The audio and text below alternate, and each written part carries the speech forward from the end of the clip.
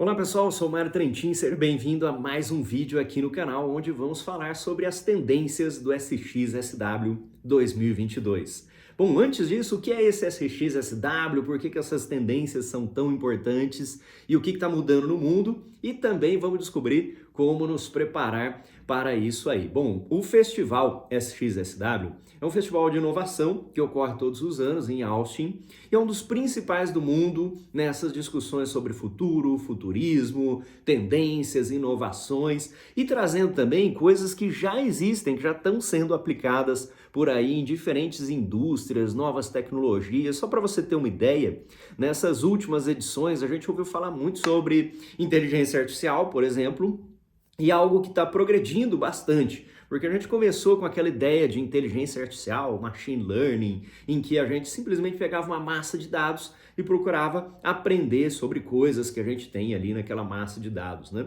E agora as inteligências artificiais estão evoluindo tanto que na última apresentação da Amy Webb, que foi uma das mais celebradas no evento como um todo, você teve a participação de inteligência artificial escrevendo um pedaço do relatório dela, né? Então vamos conhecer um pouquinho dessas tendências não óbvias. Já falei sobre o SXSW, vale a pena você assistir as gravações, fazer o download de materiais que os palestrantes disponibilizam. São especialistas e experts mundialmente famosos trazendo as maiores inovações e tendências, tá? Então um evento que une pessoas, que une muitas pessoas brasileiras que vão para lá ou participam do evento de alguma maneira. E as tendências que eu queria destacar aqui, elas estão relacionadas a alguns aspectos específicos de mudanças no mundo que a gente observa. Vou falar sobre cada uma delas, mas só para não perder nenhuma aqui, nós vamos falar sobre o modo humano. Eu vou explicar já já o que é esse modo humano. Vou falar sobre a aprendizagem instantânea, ou seja, você aprender ali naquele exato instante, imediatamente. A nostalgia, por que será que a nostalgia é uma tendência, hein? Parece que algumas coisas vão e voltam e que a gente procura também um certo conhecimento que já é dominado por nós, né? As situações pelas quais já passamos na nostalgia e a identidade ampliada. Então vou falar sobre esses 4 temas, dentre tantos temas aí no SXSW e como que a gente pode usar isso no nosso dia a dia. O que é esse modo humano no final das contas, né? Eu acho que talvez essa seja uma das maiores mudanças, tendências que a gente tem, não só no trabalho, nas profissões, na sociedade, que é a gente combinar o mundo físico com o mundo digital, mas não que um substitua o outro, e sim que eles possam estender um ao outro de uma maneira harmônica, de uma maneira que a gente crie novas oportunidades sem perder o nosso aspecto humano e físico. Uma das coisas mais importantes compartilhadas aqui no evento foi a necessidade de dar um passo atrás nesse nosso futurismo, né? Muitas coisas ali que estão talvez centenas de anos à frente, mas as pessoas estão com saudade de ver outras pessoas. Esse é o nosso modo humano. Por isso, a humanização ela precisa estar dentro da estratégia das empresas, dentro das entregas, dos produtos, dos serviços. A gente quer se relacionar com pessoas. Isso vem desde a gente pensar num chatbot, aqueles sistemas de atendimento que já não são nem tão modernos, né? Embora tenham ficado muito mais inteligentes, mas nem sempre a gente quer ser atendido por um robô, ou interagir com um robô, ou ter somente experiências virtuais. A gente quer que exista uma combinação harmônica entre as experiências humanas, né, o modo humano. E isso é até engraçado dizer, porque a gente vem notando isso num mundo tão tecnológico. Então, eventos físicos voltando e eles têm uma preocupação, às vezes, muito maior de participação do que os eventos online. Só que você criar experiências estendidas e aumentadas também são muito, muito importantes. Então não se esqueça que o modo humano, ele talvez seja uma coisa que não deveria nem ser uma tendência, uma discussão, né? Porque nós somos humanos.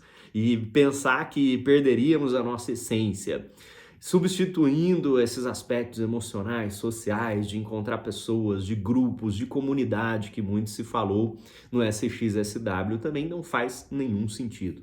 A gente tem o aprendizado instantâneo, nossa segunda coisa aqui. E esse aprendizado instantâneo, eu acho que é uma outra tendência, mas que essa ainda causa um pouco de ansiedade, tensão, expectativa nas pessoas, né? Que a nova geração ou as novas gerações, né, não podemos nem falar mais de uma única geração, as novas gerações, elas estão sempre conectadas o tempo inteiro. E a gente já vê até preocupações em relação a isso, de atenção, de leitura, de uma série de coisas aqui. Mas tudo que demora muito para aprender, para assistir, para ouvir, a gente já passa o dedinho ali, né? Rola o dedo na tela e muda para ir fazer uma outra coisa.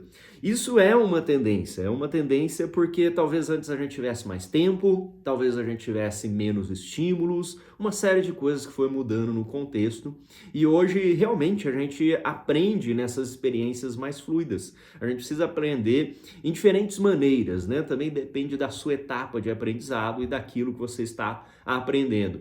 Mas aquelas aulas de conteúdo profundo e muito longas, elas estão ficando para trás. E isso é uma tendência de que a gente tenha pílulas de aprendizado, de que a gente tenha comunidades de aprendizado, de que a gente tenha diferentes formas de aprendizado, em áudio, em vídeo, em texto, mão na massa, trabalhando em grupo, para que a gente possa criar novas experiências de aprendizado. Hoje, as pessoas buscam um aprendizado mais rápido, sob demanda, muitas vezes gravado ou ao vivo, mas que você possa assistir gravado depois, com pílulas de conteúdo. E o que você pensa, né, em relação a essa correria de aprendizado? Eu vejo que tem espaço ainda sim para os conteúdos mais aprofundados, sempre vão ocorrer, mas que a gente agora quer uma velocidade maior e mais objetividade. Não é que o conteúdo está ficando superficial, não, na minha opinião. Se você, por exemplo, assistir a palestra da Amy Webb no próprio SXSW 2022, você vai ver uma palestra de mais ou menos uma hora, talvez menos de uma hora, mas que tem um conteúdo lá profundo e muito condensado, porque um grande conjunto de pessoas do Future Institute, junto com a Amy Webb, trabalharam aí talvez um ano inteiro para construir um relatório que tem mais de 400 páginas, e aí ela consolidou isso numa apresentação de menos de uma hora, trazendo as coisas mais importantes. Então, storytelling, pílulas de conteúdo, você ter um aprendizado mais fluido, experiências mais rápidas de aprendizado não significam necessariamente que elas sejam superficiais. Muito cuidado com isso, né? Vamos para a nossa quarta tendência, que é a nostalgia. E a inovação, né? Embora seja até contraditório, a inovação também é sentir saudade. A gente vê uma grande onda de pessoas, sempre existiu, né, essa nostalgia. Eu gosto muito de brinquedos antigos, enfim, de músicas antigas, porque isso acho que remete a gente até aquele modo humano anterior à questão da nossa humanidade. E a nostalgia é uma das inovações. A gente tem visto surgir, por exemplo, caderninhos, agendas, discos de vinil, jogos clássicos, né? Eu tenho alguns jogos clássicos lá que eu gosto bastante, aqueles videogames que nem tinham parte gráfica muito boa, mas que essas experiências simples, nostálgicas, que tragam a essência humana e às vezes a lembrança de coisas importantes para você, é algo que a gente também quer passar para as próximas gerações e isso é muito bacana, né? Então não é só mais uma hype vintage, na minha opinião, e no que a gente viu também do SXSW. Então fala também aí nos comentários, né, se você acha isso bacana, né, uma tendência, talvez novos negócios possam ser criados em torno disso. Novos jogos, novos blockchains, NFTs, voltados para essa questão aí de nostalgia, né? Então, tem um Super Nintendo, enfim, outras coisas até de colecionador, diz aí o que você tem. E por último, queria falar sobre a identidade ampliada. O que é essa identidade ampliada? É ver as pessoas cada vez mais combinando suas identidades físicas com as suas identidades virtuais, e isso, de novo, numa maneira fluida, né? Essas quatro tendências aqui, elas estão muito conectadas.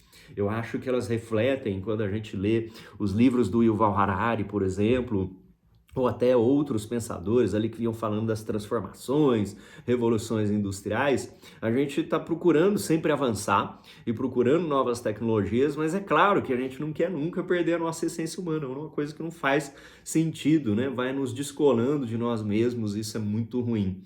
Então, em cada ambiente, o que significa essa identidade ampliada e essa identidade fluida? É que em cada ambiente você tem diferentes logins aí, multiplataformas, em redes sociais, sociais, talvez em jogos, em NFTs, enfim, aquele monte de coisa aí que faz parte da sua identidade no final das contas, né? Porque você é a somatória disso, do seu papel profissional, pessoal, na família, nos jogos, enfim, nas redes sociais, a gente acaba sendo uma grande combinação em diferentes perspectivas. Bom, cada ambiente, agora nós temos o metaverso, e nós temos previsões aqui de como que a gente vai orientar o comportamento das pessoas e até mesmo o comportamento das indústrias, as empresas, como que elas vão participar disso. Eu queria saber também a sua opinião. A gente ainda vai falar muito sobre inovação, precisamos participar dessa revolução tecnológica. Eu acho que em alguns pontos ela cria um pouco de ansiedade, mas que a gente realmente pode avançar juntos, né? Com o aprendizado, dando a mão ali para as pessoas, e você vai descobrindo novas coisas, experimentando e vendo que a transformação não é algo ruim.